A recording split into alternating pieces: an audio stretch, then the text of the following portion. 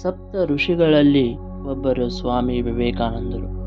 ಹೀಗೆ ಹೇಳಿದ್ದು ಬೇರೆ ಯಾರೂ ಅಲ್ಲ, ಸ್ವತಃ ಸ್ವಾಮಿ ವಿವೇಕಾನಂದರ ಗುರುಗಳಾದ ಶ್ರೀರಾಮಕೃಷ್ಣ ಪರಮಹಂಸರು. ಒಂದು ದಿನ ಶ್ರೀರಾಮಕೃಷ್ಣ ಪರಮಹಂಸರು ಸಮಾಧಿ ಸ್ಥಿತಿಯಲ್ಲಿರುವಾಗ ಒಂದು ದರ್ಶನವನ್ನು ಕಾಣುತ್ತಾರೆ.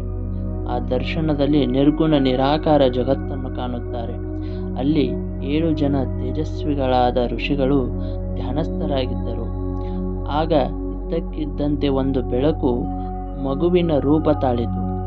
ಆ ಮಗು ಮೆಲ್ಲನೆ ಋಷಿಯ ಬಳಿ ಬಂದು, ನಾನು ಭೂಮಿಗೆ ಹೋಗುತ್ತಿದ್ದೇನೆ, ನೀನೂ ನನ್ನೊಂದಿಗೆ ಬರಬೇಕು ಎಂದು ಕೇಳಿತು.